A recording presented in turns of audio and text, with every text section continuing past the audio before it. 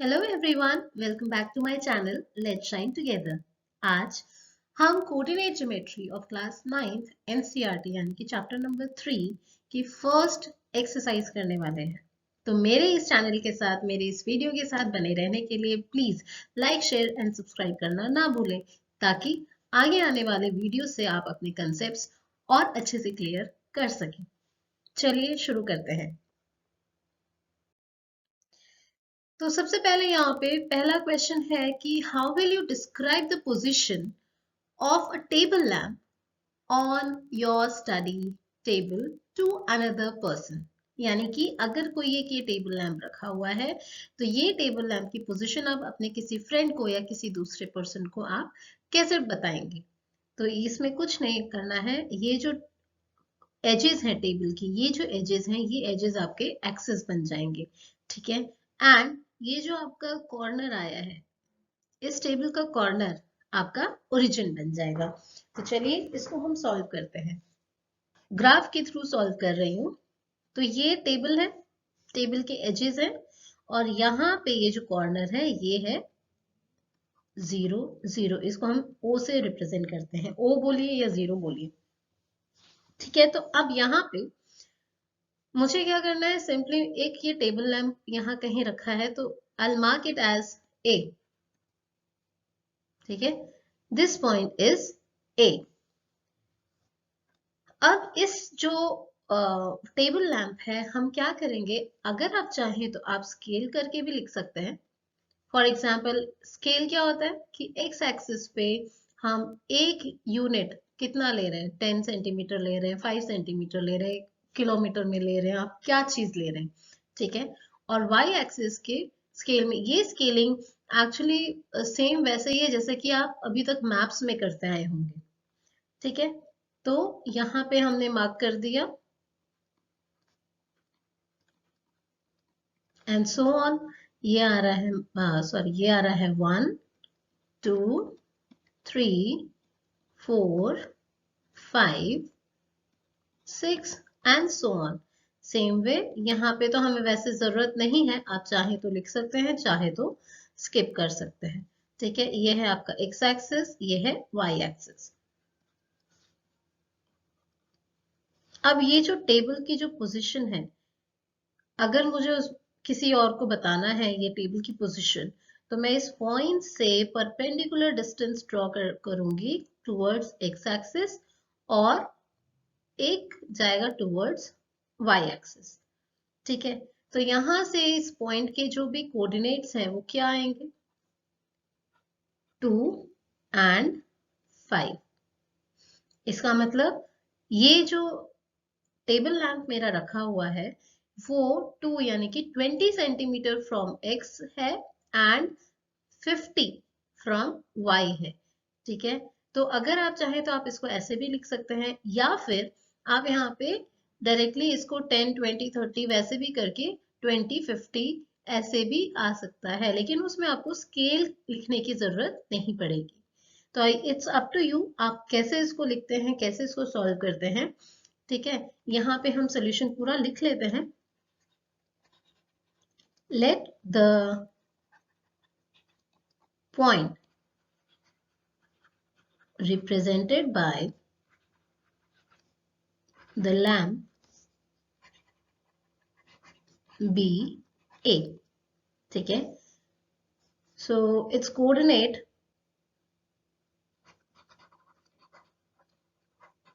the position of A will be its coordinates,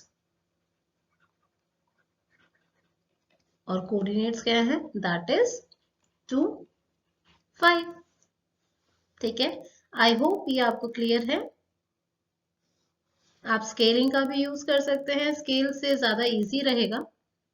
तो ये आपका एक पोजीशन हो गई कि भाई आप सामने वाले को या किसी को अपने टेबल लैंप की पोजीशन कैसे बताएंगे। चलिए, अब अगला क्वेश्चन आता है कि एक स्ट्रीट प्लान आपको दिया हुआ है। ये जो स्ट्रीट प्लान है, इसमें जो रोड है, मेन रोड है, वहां पे 2 रोड्स हैं।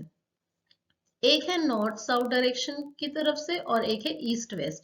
So if this is north and this is south, this is east, this is west.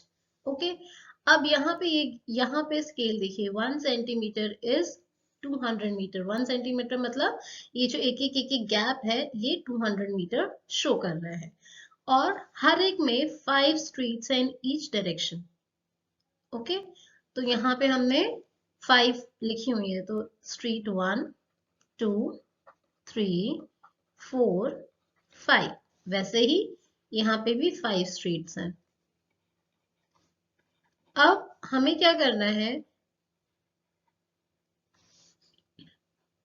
यहाँ पे ये चीज है कि अगर second street running in the north south direction, second street north south direction ये है, सेकेंड स्ट्रीट है ये. Okay, and fifth in the east west. East west में फिफ्थ कहाँ है, ये रहा.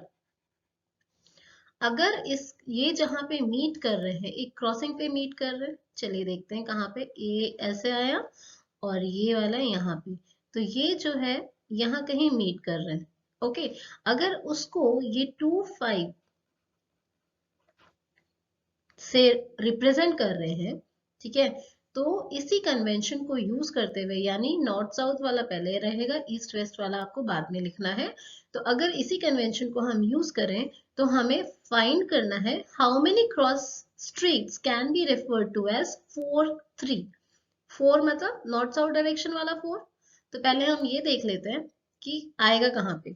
4 आया स्ट्रीट नंबर 4, ये है, और 3 है नेक्स्ट, तो स्ट्रीट नंबर 3. तो ये दोनों, ये यहां से ऐसे नीचे आएगा और ये यहां से है, तो कहाँ पे मीट करेंगे, इधर.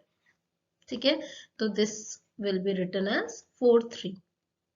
अब ये जो 4 3 है, ये क्या कहीं और भी रिप्रेजेंट हो सकता है? नहीं, है ना, क्योंकि हमें मालूम है कि ये जो ग्राफ वगैरह रहता है, ये जो हम प्लॉटिंग करते हैं, इसमें 4 क्वाड्रेंट्स आते हैं. ठीक है, और इसमें जो भी कोऑर्डिनेट्स होते हैं, ये सबकी अपने साइंस और सारे नंबर्स की अपनी अपनी प्लॉटिंग रहती है. तो ये सारी चीजें मैंने अपने इस चैप्टर के जो मैंने कंसेप्ट्स क्लियर किए हैं, जो कंसेप्ट समझाए हैं, उसमें मैंने सब बताया हुआ है. अगर आपने मेरा पुराना वीडियो नहीं देखा है तो लिंक डिस्क्रिप्शन बॉक्स में आपको मिल जाएगा. चलिए, तो यहाँ पे हमेशा आपको ये याद रखना है कि 4 3 ये है तो यही रहेगा. ऑब्वियस सी बात है, एक पॉइंट की 10 जगह नहीं हो सकती. एक पॉइंट एक ही पॉइंट से उसकी पोजीशन वहीं पे रिप्रेजेंट की जाएगी. ठीक है, तो यहाँ पे हम लिख देंगे only one cross street can be referred to as 4 3. Okay, now next आपका आता है 3 4. 3, ये वाला 3 और 4 है ये, तो 3 4 आए हैं यहाँ पे. ठीक है, 3 एंड 4, तो 3 4. इसका भी सेम वही हो जाएगा, ओनली 1. ठीक है, तो सिर्फ एक ही क्रॉस स्ट्रीट होगी जो कि 3 4 को रिप्रेजेंट करेगी या उसको रेफर किया जाएगा. I hope that is clear. अगर आपको इससे रिलेटेड कुछ भी कंसेप्ट्स हैं जो कि आपके क्लियर नहीं है, तो आप वो वीडियो जरूर से जरूर देखें, और अपने कंसेप्ट्स और अपने डाउट्स अच्छे से क्लियर करने के लिए, उनको अच्छे से समझने के लिए मेरे चैनल को सब्सक्राइब करना ना भूलें. तो यहाँ पे एक्सरसाइज खत्म होती है. Thank you very much.